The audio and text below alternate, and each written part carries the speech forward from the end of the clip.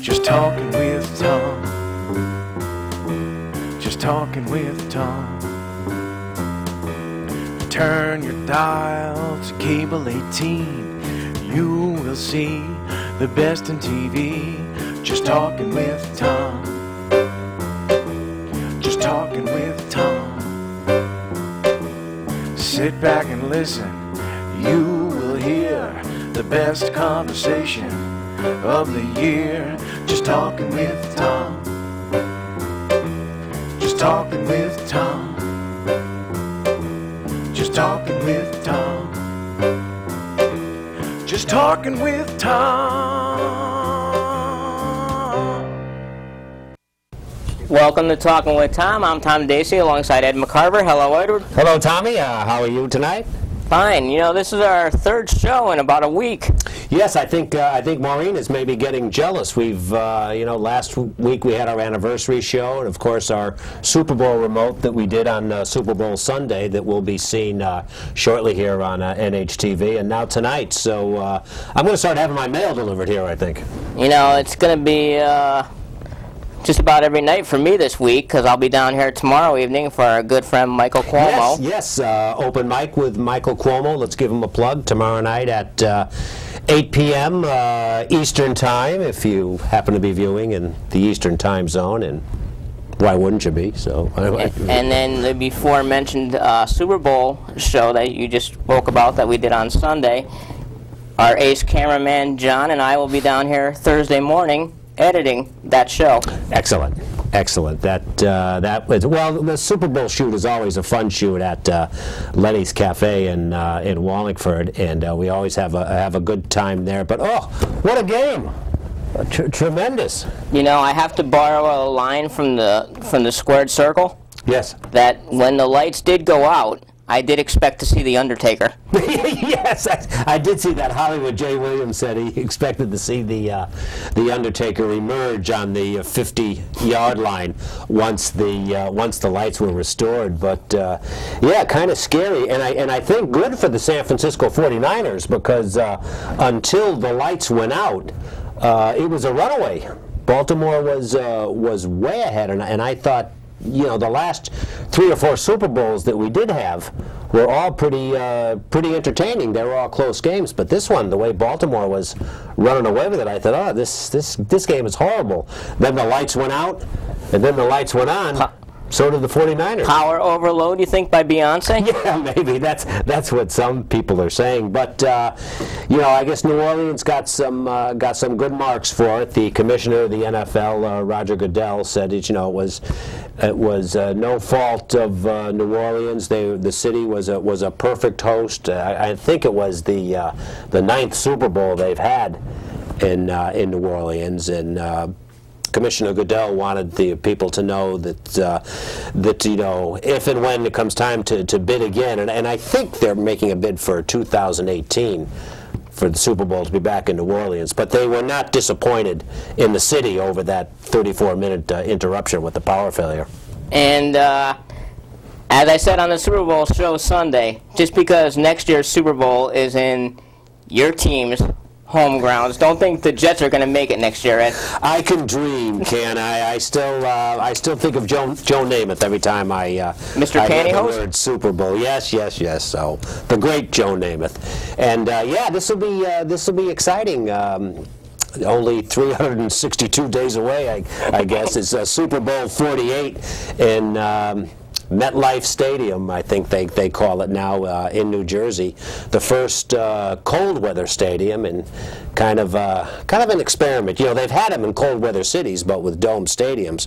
But now it'll be interesting to see how people could pay $3,000, $4,000, or $5,000 for a ticket and then sit in the cold for 3 hours. But we'll see. But that's for another program, I think. Before we get to your newscast, I have a local story I'd like to announce to everybody. Yes.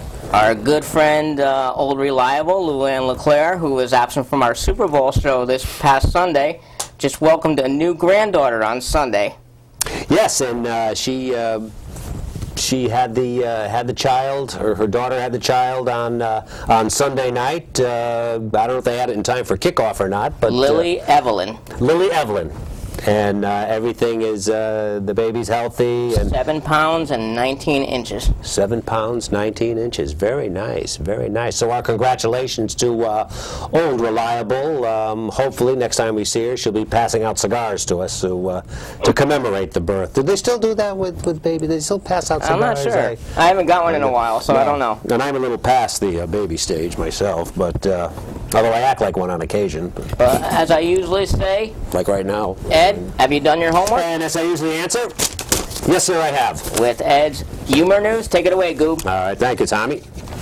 Well, Tommy, an Australian farmer says she has adopted one of her piglets as a pet after it became convinced it was a dog. Tricia James found the 3-year-old piglet yelping like a dog outside her home. The piglet, which she named Miss Pig, oddly enough, has become best friends with her 10 dogs and now spends its days running around the farm with them. Ms. James said, "It was quite strange. We found her at the back door like you would a dog. The pigsty itself is about 200 yards away. Miss Pig eats with the dogs, hops into bed with them, and makes noises that are more like a dog. If I call her name, she comes running again like a dog." No word if Miss Pig is chasing cars or stopping at fire hydrants. So. Well, a Chinese family has raised eyebrows with their choice of a babysitter for their 13-year-old son, a 15-foot giant python. Aj Liu was born 6 years after his dad brought home a python egg and hatched it out. Instead of being frightened, Aj would often cuddle up to the 220-pound predator, finding comfort in the snake's cooling coils on a hot summer day. After a while, we were certain the snake wouldn't hurt him, and we began to leave them together alone, said the boy's father. Eventually, the family began to look on the Burmese python as a kind of nanny who would look out for their son when he was alone. I don't think many kidnappers would tangle with her, added the father. Back in the lower 48, Florida police say Chris Marslan tried to buy back his freedom with 50 cents. The 41-year-old Boynton Beach man instead got a trip to jail, charged with bribery and being intoxicated in public. Police first got a call about a man riding a bicycle and cursing in a parking lot. Then police found Marslan on his bicycle. He cursed at the officers, threatened them, saying he was a, quote, professional MMA cage fighter. Once he was handcuffed, Marslan had tried to negotiate with police, offering a $50 to let him go. Bond was set at $1,500. Finally, a Myrtle Beach woman has been arrested after police say she choked a man for taking too much of the covers in the bed they shared. Authorities say 42-year-old Tina Berryhill Rucker was arrested Wednesday around 11 p.m. and charged with criminal domestic violence. Police say a man told them he was lying in bed with Rucker when he tried to pull more of the blanket that they shared to his side. He said Rucker jumped on top of him and tried to choke him. The man was bleeding where Rucker had scratched him in the neck. Authorities added Rucker was uncooperative and held without bond. Great job, Ed. He reads that story to me every now and then. So great job, Ed, as always. Thank you. At this time, let's officially welcome our guest, somebody who's no stranger to talking with Tom, our good friend, Rich FIGLEWSKI from the Dry Dock in Wallingford. Welcome, Rich. How you doing, Tom? How you doing? Good to have you back here again. As Tommy mentioned, you are a frequent guest, and we're actually here to promote a event that's coming on at Lyman Hall High School on Friday, February the 15th. The Rockers in Recovery All-Star Band. There you see it on your screen now. It's to benefit the Dry Dock Cafe in Wallingford. It is Friday, February the 15th. Starts at 8 p.m. and lasts till 11 p.m. Tickets, and Rich, correct me if I'm wrong here, $20 at general admission, $50 for admission and a meet and greet with the band. And tickets are available at the Dry Dock Cafe in Wallingford. You see the number at the bottom of your screen, 203-626-5560. And you also can go to the website, which is www.thedrydock.org. or also the Dry Dock has a Facebook page. And looking at the Facebook page, I understand that the meet and greet tickets are almost sold out. Is that correct? As of this morning, I think there were 10 left, and I don't know where we are by the end of the day. So those are going very quickly. The other tickets are moving okay. They're actually starting to move pretty good. I mean, we're selling tickets every day. There's a few people out and about that have some tickets that are, took some and selling them on their own. They're, some buddies and such have taken them out into the real world and trying to get rid of them. Yours truly will be in attendance. Of course. I expected that. I expect no less. I just wanted to back up one thing. I'm fairly certain that the light problem during the Super Bowl was Joe Montana. But that's a good point. I just figured they were getting smoked so bad, he figured they need a bigger break, so he just cut the lights a little bit. I think once the commissioner does a little bit more research, they'll find Joe Montana on the other end of that switch. Is pretty much like it. We would not be surprised. What's the old saying? C-O-N-spiracy? Yeah, well, I'm comfortable with that. I'm good with that. Rich, I want to start by asking you, how did you hear of the band Rockers in Recovery? I actually, it's a really good story. The people who are sponsoring this event is a group called American Addiction Centers. American Addiction Centers has 7 or 8 treatment centers, detoxes and treatment centers dealing with substance abuse and different issues in abuse around the country. Back in October, they asked me to go to a convention, an intervention convention, in Las Vegas, of all places, which is kind of like, picking ducks off the pond. I told the guy who was doing that put on the event that what they should do is give us all numbers like they do marathon runners at like 10 o'clock at night, and then send us out into the street, and whoever got the most people into rehab by the 8 o'clock in the morning, like on a big screen TV or something. But it was a little bit more serious than that. It was a great conference. There were interventionists from all over the country. I do a lot of intervention type work. That's why I was running late today. Well, they had a dinner the first night we were there, and Rockers in Recovery, their MTV Unplugged set was playing, and that consisted of Richie Supa, who's with Aerosmith. He's written a lot of songs with Steve Perry. Kasim Sultan, who's with Todd Rundgren, Blue Oyster Cult, various other people, and Ricky Byrd, who was Joan Jett's lead guitarist. And that was the format for that evening. What they did that evening is talk a little bit about, those 3 gentlemen are in recovery. Not all of the rockers in recovery are in recovery. They're supportive of recovery, and they're friends of recovery, but they're not all necessarily have the same problems that I do, or did, or whatever. So during the course of that event, one of the women that was sitting with us was from American Addiction Centers, and she's been very supportive of what we do. And she said, you should have these guys at the Dry Dock, and they should do a fundraiser for you. And I went, that'd be great, but I don't really think they're in the budget. Yeah. And she said, give me a minute. And she left, and about 5-10 minutes later, I was sitting with Jay Bannon, who's been on the show here. I was sitting with Jay. She came back and said, give them dates. They'll be there. So I came back to town, got some dates from the venues that I thought would hold them. And then I got a phone call that it wasn't going to be the unplugged version, the whole band was going to come. So that includes not only the 3 guys I mentioned, but Mark Stein from Vanilla Fudge, Liberty DeVito, who was drumming for Billy Joel for 30 years, and Christine Ullman, Connecticut's own, from the Saturday Night Live band, the Beehive Queen. So they're all in, and that's how the whole thing started. I mean, and it sounds like a tremendous array of talent. And I was looking over the bios briefly of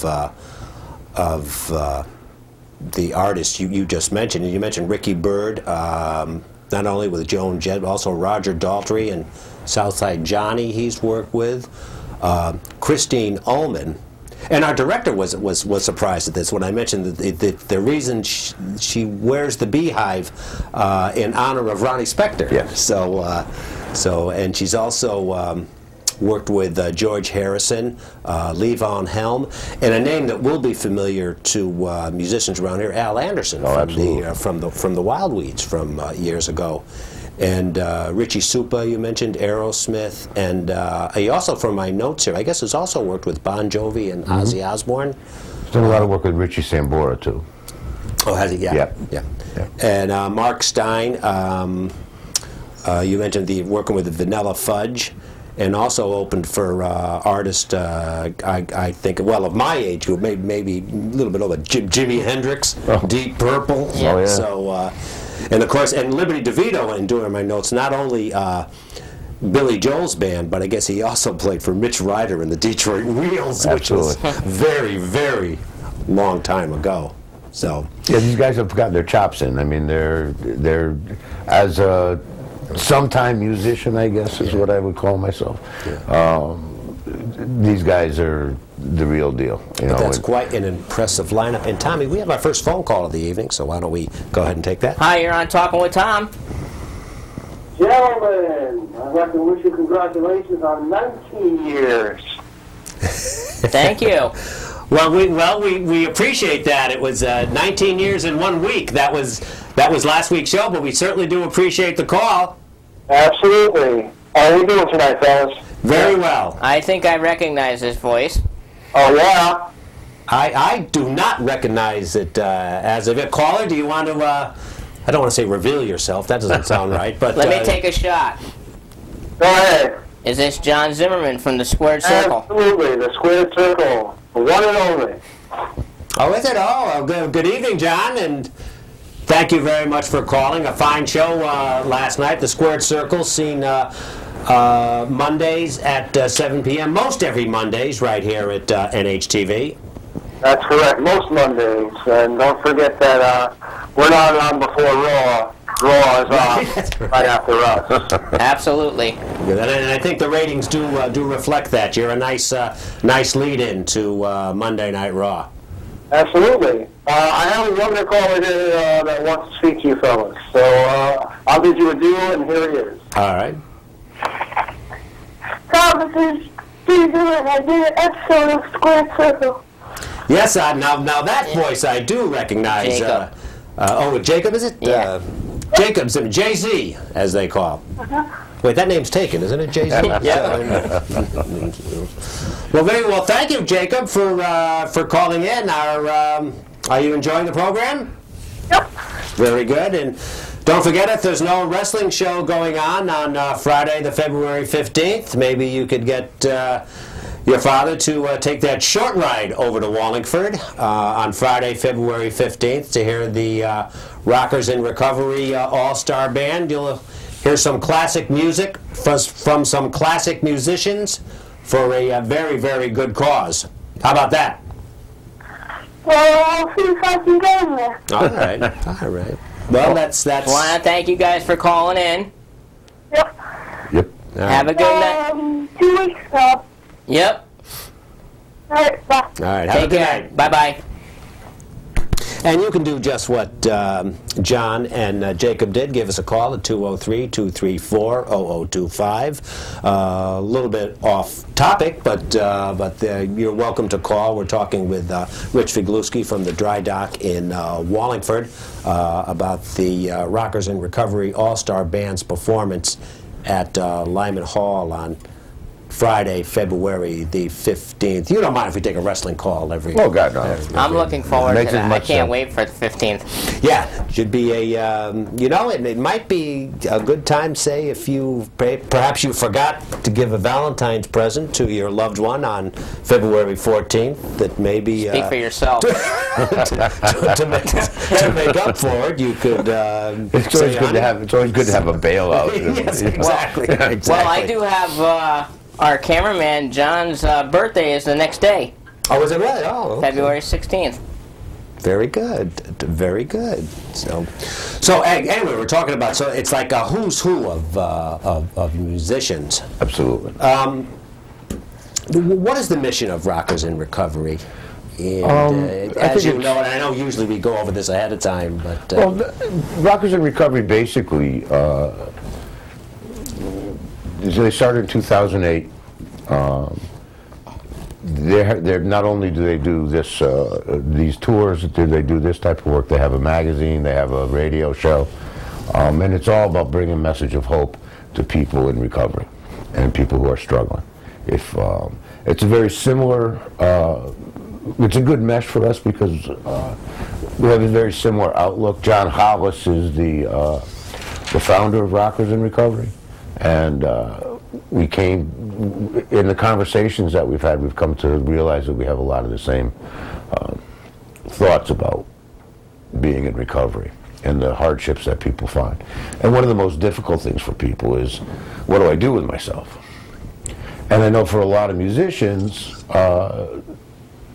it's even harder. And if you want to make a living as a musician, it's hard to make a living if you're not going to be around substances. So to get to a place where you can actually enjoy the work that you're doing, enjoy the time that you're having without substance, to realize that that's not an added, a necessary add to the lifestyle. I mean, you mentioned Jimi Hendrix. Jimi Hendrix isn't here for a very good reason. You know, he couldn't step away from the substances. A lot of the great players haven't made it. I mean, recently in the shows that we've had at the Dry Dock and different musicians that we've had, unfortunately, a lot of the conversation is, I go back into, you know, I was playing in the Haven back 2 or 3 weeks ago. It was, well, more like 20 years ago. But when you start talking to the guys that I knew back in the Haven, the conversation is, where's this guy? Well, either they're still playing and they're sober, clean and sober, or they're dead. Mm-hmm. You know, a lot of people pass away from them. And I think it's something, you know, you mentioned Jimi Hendrix, and it actually didn't start with Hendrix. I think we all remember, you know, I did a jazz show for years, and we would talk about people like Billie Holiday. Absolutely. And Bix Beiderbecke, who was a brilliant trumpet player back in the 1920s, who had, you know, his own demons and substance abuse. And it's not something that you think that actually started at Woodstock or started with Jimi Hendrix or Janis Joplin or something. Well, if you like look that. back at it, I mean, people like, you know, like Bird, Charlie Parker, Mingus. I mean, there's the lists of people that have fallen into the trap of addiction. And I don't know if it's the atmosphere that creates that feeling that you need that, or if it's what I have found in recovery is that the people that I've met are extraordinarily creative. They have extraordinary gifts. They live in some places of fear to express those things. A lot of self-esteem, a lot of depression, a lot of that stuff goes along with addiction, alcoholism. So when you shed that and you start to become free, you have some hope that things will change for you.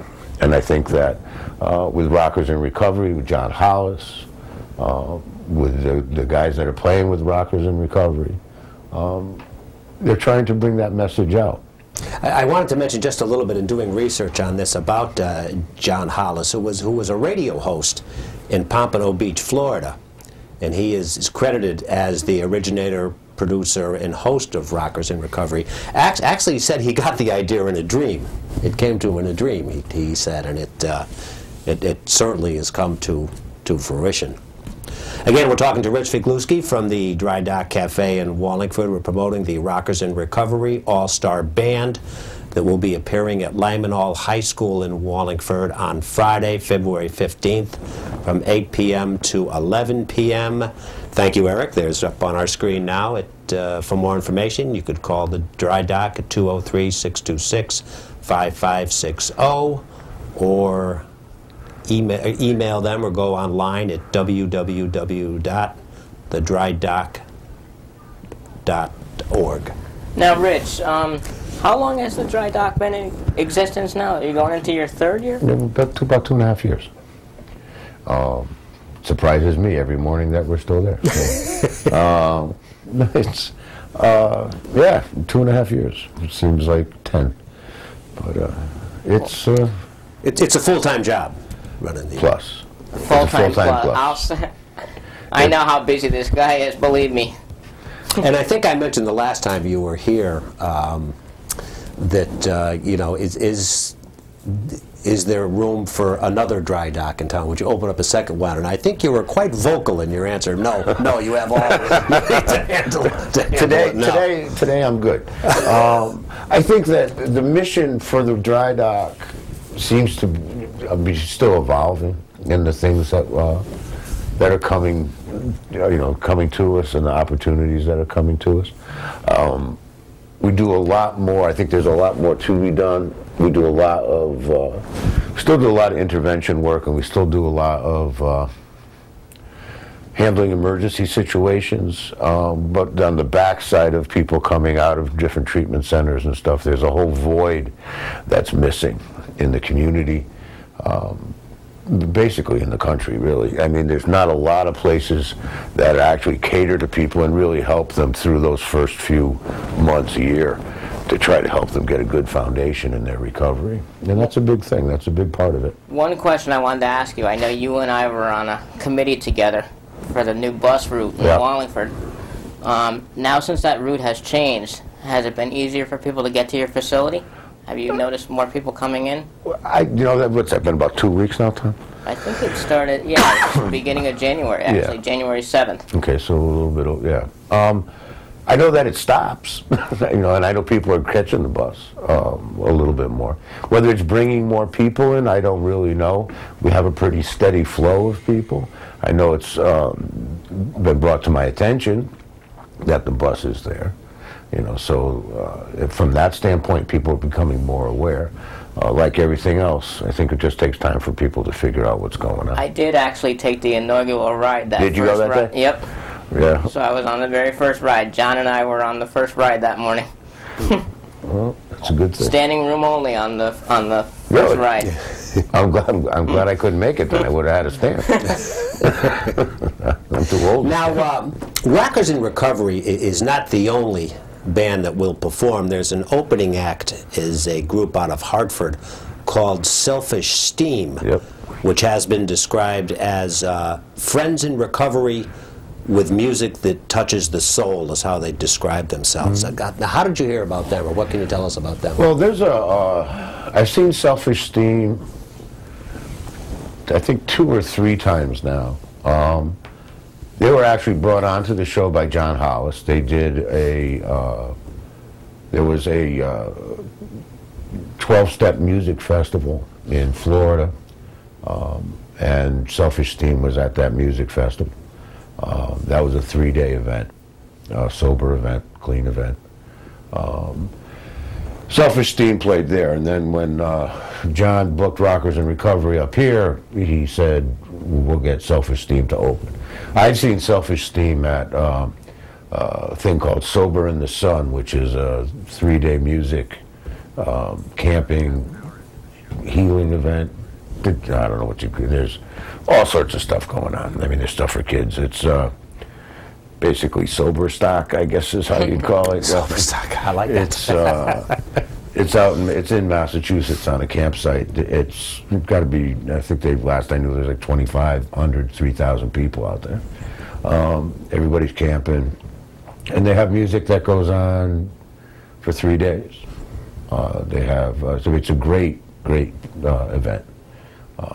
And they're a good band. I've seen the band. I actually YouTube the band, and they were around there, and I saw a little bit. Yeah, I'll have to group. check it later on when I'm uploading this show. Yeah. Well, they've been doing this stuff for a while. I mean, they've been playing at Self-Esteem for I don't know, at least 10 years that I'm aware of. Tony Morosi is one of the guy who I always speak to when I'm speaking to those guys. I don't really know the other guys.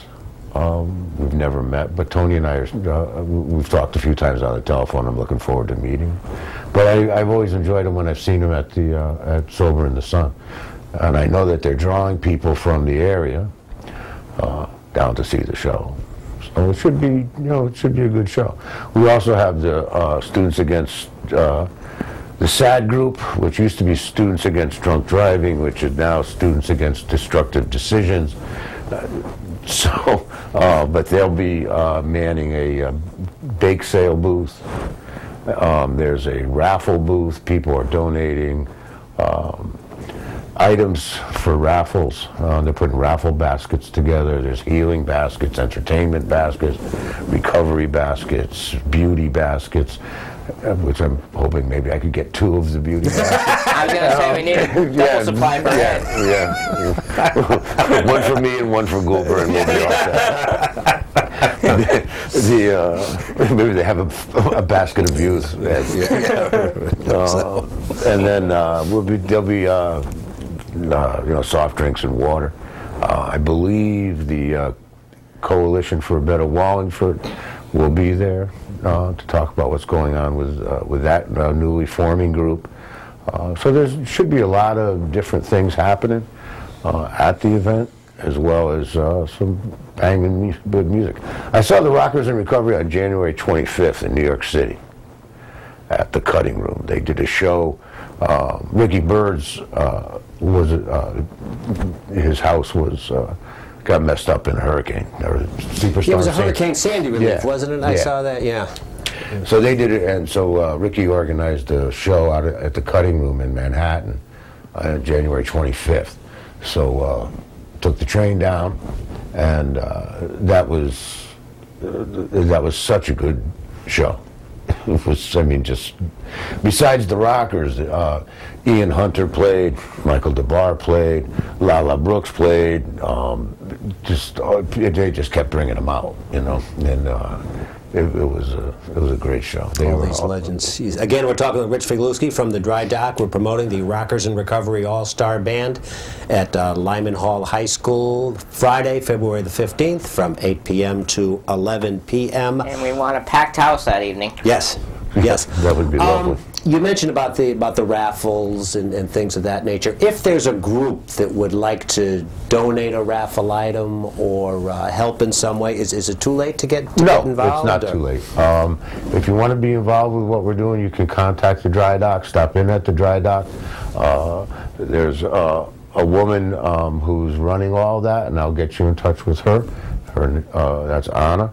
And but yeah, anybody that's interested and wants to get involved in what we're doing, we welcome people at any time to get involved with what we do.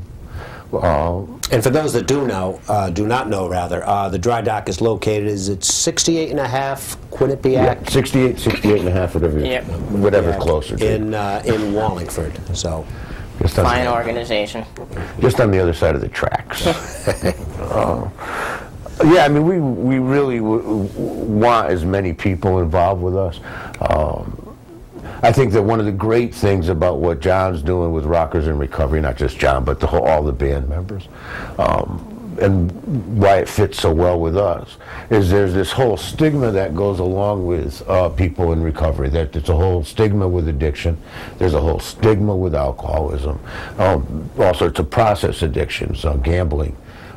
Sex addictions, shopping addictions, all of those, eating disorders, all of those things. Yeah, and we mentioned earlier, you talked a little bit, as we both talk about the Super Bowl, I think they said for the gambler, the Super Bowl is probably the most destructive holiday or the most destructive day for anybody that might be addicted to gambling, that Super Bowl Sunday. I could see why. I mean, I could see the bookies having a stroke when the lights went out. I mean, you watch. I mean, even people that are playing the little pools, the little $1 boxes, they're filling in the $1 boxes. Even in those circumstances, you can see people getting really, a little bit too excited about. I think when Baltimore took that safety at the end of the game, I think there were a lot of. That was the conspiracy there. Yeah, the bookies had. Yeah, they had to. They planned that whole thing out. You can give us a call here at 203-234-0025, 203-234-0025. We will be here to the top of the hour here with Rich FIGLEWSKI from the Dry Dock, promoting the Rockers in Recovery All-Star Band, playing on Friday, February the 15th from 8 to 11 at Lyman Hall High School. 100% of the profits from this concert will go to the Dry Dock Cafe in Wallingford. This is a general question, but how will the money be used? I know you have a myriad of programs. Well, Rich. And we have 25 minutes left. Well, the money basically is to help us keep the doors open. Yeah. We're a nonprofit. We don't get a lot of funding. We get some generous funding from the United Way. Other than that, it's fundraising that we do on our own, donations that people give to us. So, I mean, it's not, and right now is a difficult time trying to get grant money, trying to, write grants. We don't have a grant writer on staff. We don't have a staff, really. I mean, we work, it's basically all volunteers. Everything that we're doing because it's the right thing to do. Certainly nobody's getting rich down there. So what we're trying to accomplish will take time. I mean, we have visions about where we'd like to be. Money to help us stay open. A fundraiser like this is truly a blessing for us. These guys taking the time out of their lives to do this. I mean, Ricky Byrd just put out a new CD. Richie Supa just put out a new CD. Christine Ullman I think she just wrapped the one up that had Levon on it and Al Anderson on it. I think she just wrapped that one up. So all of these guys have careers that are certainly careers that they're making a living at. Were you surprised when they said they'd come to Wallingford? Absolutely. I was flabbergasted. Yeah. I met the three guys that I met, Richie, Ricky, and Kasim. They were great guys. They were great to talk to. Actually, I had been in, when Richie was hanging around with Aerosmith quite a bit, I was in Boston at the same time, and they had a rehearsal studio in Waltham, I think. And as had been out there. Those guys were, walking around down around Northeastern University, down around Hemingway Avenue and stuff. There was a lot of players around back then. Bonnie Raitt was back there. It was down in Boston at that time. So there was a lot of different people that were around at that time. And I mentioned it to Richie when I met him in Vegas. And he said, "Were you out? Did you make it out to Waltham?" And I said, "Yeah." He goes, "Oh boy." I was really surprised. I mean, Ricky Byrd's a Hall of Fame. He's in the Hall of Fame, Rock and Roll Hall of Fame. Those guys don't come to Wallingford that often, unless they're at Oakdale, and then you're spending, $80. Arm and a leg. Yeah, to get a ticket. That makes me think. When you mentioned Wallingford, did any of them say Oakdale? Did that ring a bell with anybody? I haven't. The only person that I've spoken to with any length about stuff has been Christine, and that's only because Christine's really been doing an extraordinary amount of stuff to push this and to promote it. So we've been texting back and forth. And I know she's played there. She's been with so many different people. I don't know do you remember the Scratch Band? The names. Does it ring a bell? Come on, old man. Yes. Well, do you remember? G.E. Smith used to be the band leader for Saturday Night Live. Yeah, and G.E. Smith, I remember in the Hall & Oates band in the 80s. So, right. And I think he's from Yalesville, if I'm not mistaken. He's from around here. I'm not sure where he's from. I know that he was from the neighborhood. That's what it is. Yeah. But Christine was in the scratch band for a while, as I recall. If this, well, I'm sure it will be successful, but did you see something like this becoming an annual event? Or is we have the Dry Dock Music Festival. I was going to mention that next. We have the Dry Dock Music Festival every year, which hasn't really gotten out into the community as much as I would like it to have. It's been well attended, but the music that's been there over the past 2 years, it has been really, really good. Some really, the first year we had Aztec Two-Step there. Last year we had a reunion of Jake and the Family Jewels. So the bands, and plus River Street's been there both years. Peacock Flounders, Stark Raven Lulus. Catherine Christopher and the Convertibles. The Convertibles, of course. Tommy Cosmo and Bobo have been there. I mean, just really great musicians from this area. One of the bands that I follow, and Maureen and I pride ourselves on being the world's oldest groupies. We follow Def Dog, who I think opened at one of your festivals. Yep, so. Def Dog's been there. So yeah. And if people go to our YouTube page or our Blip page, they can see the whole Dry Dock Music Festival of this past year. Yep. Now you also have other fundraising events, including a poker run, which I thought was a card game, but I guess it's a. Well, it's kind of a card game. It's just it's a long card game. But it involves motorcycle, or just if you could explain. A poker run is you go from place to place, and when you get to the designated spot, you pull a card, and the best poker hand when you get back wins. So it's just a silly reason to go for a ride on your horse. It's usually always in the summer, isn't it? Summer or the fall? Or? Yeah. See, I was going to participate in that, Ed, but I have to have a tow truck behind me in case my battery dies. Well, I'm sure you get the Joker card before anything else. We'll hook you up, get you a sidecar. But we do it. Normally, you go out, individuals or a few people at a time. We run all together. For that, it's actually let me get this right. This year coming up would be the first annual poker run in all-inclusive cruise. Because there's a cruise involved. We take the ferry across the river in Chester, and that's the cruise part. It's all-inclusive, So if you can bring a soda with you. You can drink it on the way across. And if you want information on that, you can go to your website or Facebook. Yeah, go to the website. Most of the social events are on Facebook. Okay. The website, though it does mention the social events, is really recovery based. We try to keep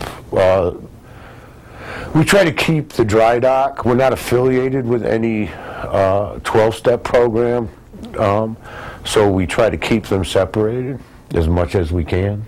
And you don't, by choice, you don't want to be associated, you just want to run. Well, 12-step groups are really autonomous. Every meeting at the Dry Dock is its own meeting. They have their own, however they want to run it, whatever they're going to do, whatever that is, that's that meeting's choice to do. And it's usually, all those meetings are based on group consciousness, so they handle their affairs individually. The only thing the Dry Dock does is the same thing as any other place where there's meetings, so church basements or VFW halls or wherever they may be. We charge rent. It's part of a 12-step group's responsibility to pay rent to wherever they're going, so they're not affiliated with anybody. What I would like to see doesn't mean it's necessarily a good thing, and the groups themselves have the responsibility to take care of those things themselves, which it works out really well for them. It also creates a little bit of a revenue stream for us, so that's good. You do have a very excellent website, the www.thedrydock.org, and You do like the reggae music. Oh, yeah. I think today is Bob Marley's birthday. I thought, tomorrow is? Yeah, it's a national holiday everywhere. Especially at the dry dock. Especially at the dry dock. Yeah, for all you people who don't take tomorrow off, if you need a note, I'll write you a note. It is, in my family, it is a national holiday. No. So does that mean there's specials in the dry dock kitchen tomorrow? Sure. If you can find somebody to cook them, we'll take care of that for you. Well, you do offer, there is breakfast, lunch, and dinner. Yeah. I've seen down there now. Yeah, right now we're in a transition phase with the kitchen, so things are a little bit messed up as far as that's concerned. But somebody's there usually all the time to cook. Wednesdays, Thursdays, and Fridays are the best days for food. And Saturday mornings. Your motto, and I think I know I've asked this before, and Tommy and I have talked about it. If we're not careful, we just might help someone. Yeah.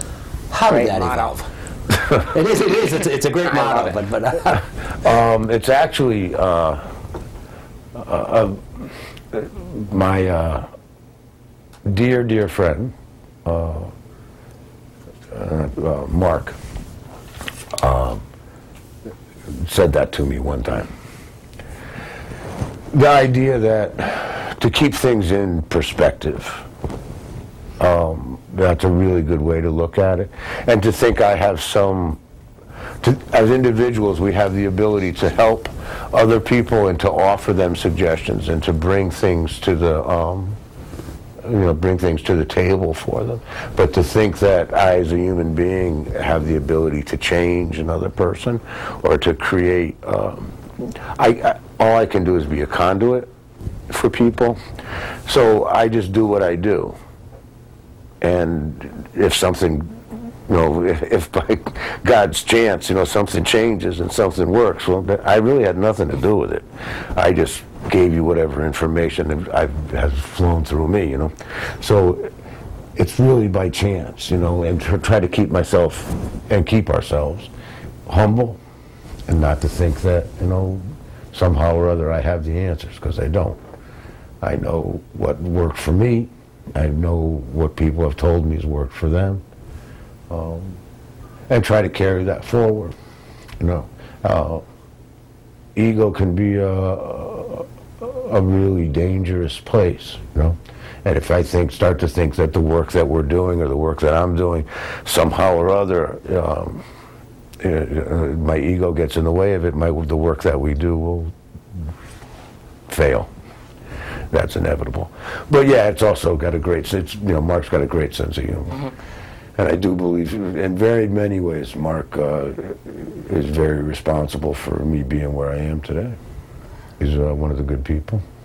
How many people would you say come to the dry dock on an average basis during the week? Well, I know that the last census was a little bit over 2,000 people a month. Wow. All from Central, not just not just Wallingford people. When on Facebook, I don't know how to. I don't ask people. Most people, I don't even know their last names. I know most people. I don't remember. But I can barely remember my name. So for me, I feel your pain, man. I'm surprised when I wake up in the morning and there's no dirt on my face. And I go, oh, goodness, I'm alive. I check the obituaries, have my coffee, and then go on with my day. So I don't ask people necessarily where they're from. It's none of my business. As I get to meet people, I learn more and more, and the more we talk, I learn more and more. What I find is that if you go on Facebook, you can get insights on your page, and there's almost 800 people, I think, that are friends on Facebook, and the majority of those people are Wallingford, or claim Wallingford as a hometown. So I believe the majority of the people that come to see us are Wallingford people, but that we certainly have people from the surrounding communities. We get people from And everybody is, it's not just something that's exclusive to Wallingford. Okay. Everybody from, can go from everywhere. We have friends that have been here from Hawaii. We've had friends from Alaska. We've had friends from overseas. We've had people come from, you know, all different states. I mean, all over the country they've stopped in. We're in, you can find meetings and our name, if you're looking for meetings, our name pops up. So people will show up. And they end up hanging out. I know that you, before the dry dock, you had another career in another job for many years, and you retired from that job. Did you see this before you retired going? I mean, is this, I don't want to say, is this how you plan to spend your retirement years? I didn't have a clue what I was doing, to be very honest with you. You were talking about my career with AT&T, I assume. SNET, SBC, AT&T, MOUSA. Yeah. I mean, did you see in those, you know, when retirement was, or when your career at AT&T was coming to an end, that you would just evolve into this? No, well, my career at AT&T, I cut it short to do this. I took an early buyout. My last year at AT&T was hell for me.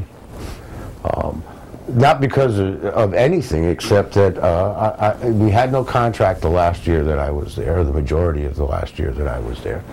I was a chief steward. I represented Meriden Garage to Deerfield Lane, and there were about, I guess, 500 people.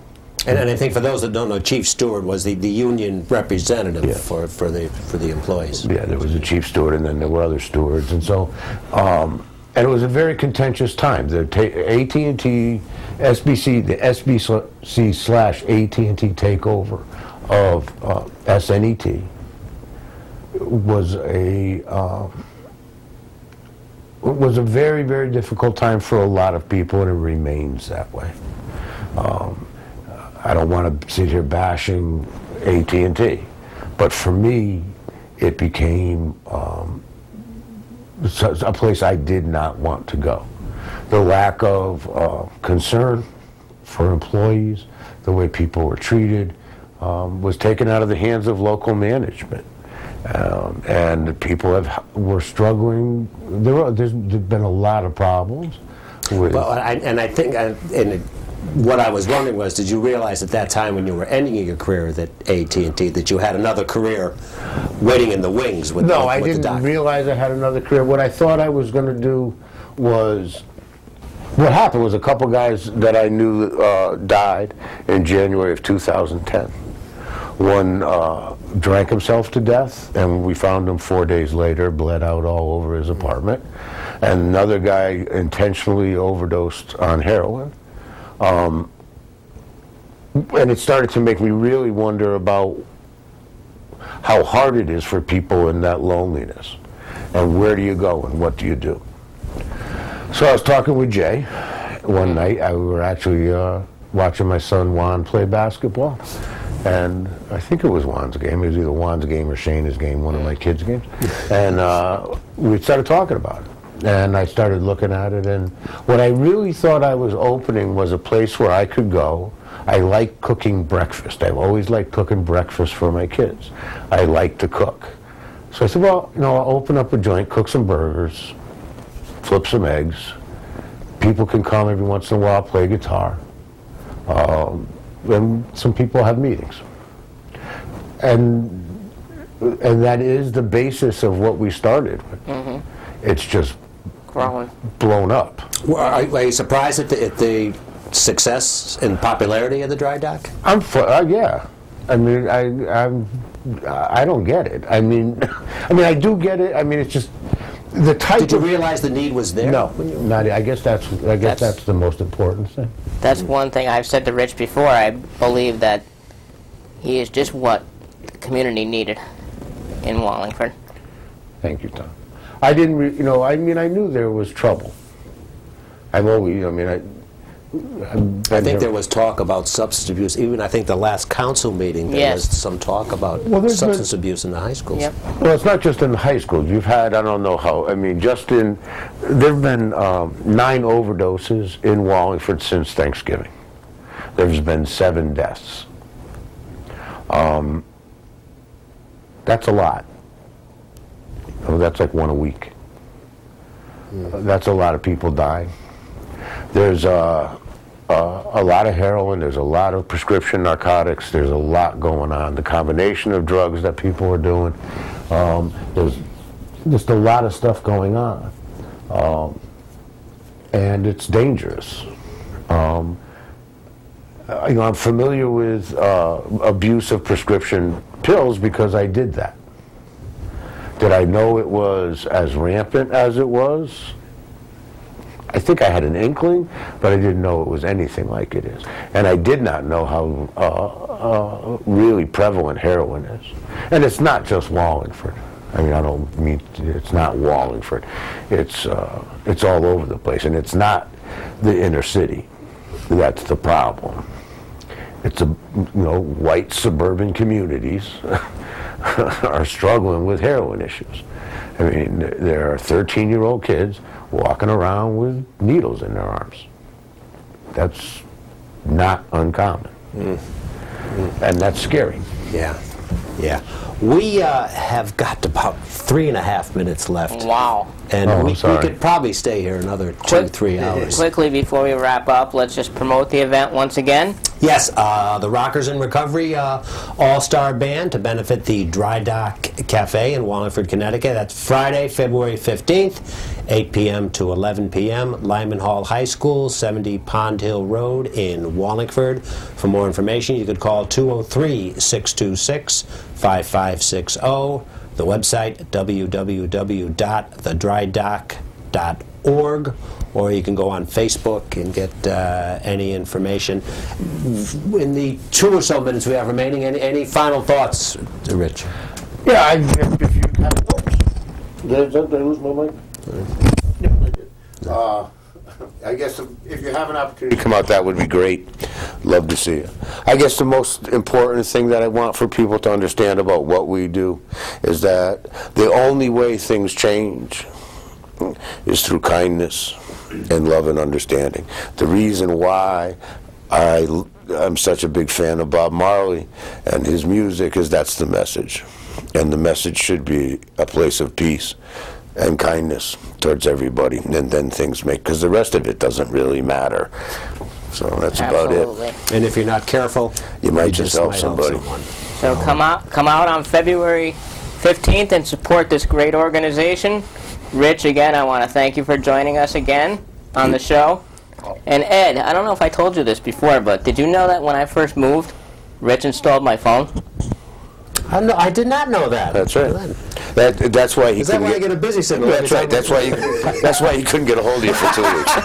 Yeah, you want to know why I left the phone company? Excellent, excellent. But once again, we want to thank Eric Carlson in the back. Excellent job. For a superb job once again. Thank you, Eric. Thank you, Ed. Tommy. Great show as always. Yep. An important show. Absolutely, and we will be back here on March 5th with James Copeland. Excellent. Excellent. So everybody stay tuned for that show, and if you want to catch up on previous episodes, you can go to our Blip page, or we are also on YouTube. And don't forget Michael Cuomo tomorrow night, 8 p.m., and the Squared Circle every Monday night right here at NHTV. There you go. There's all the sites.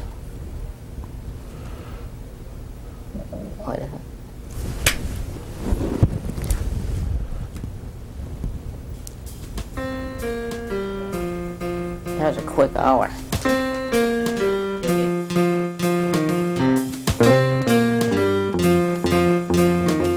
Just talking with Tom.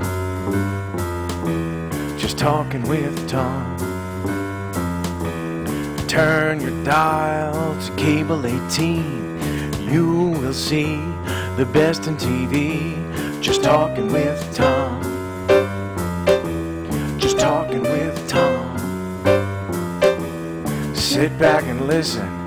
You will hear the best conversation of the year. Just talking with Tom. Just talking with Tom. Just talking with Tom. Just talking with Tom.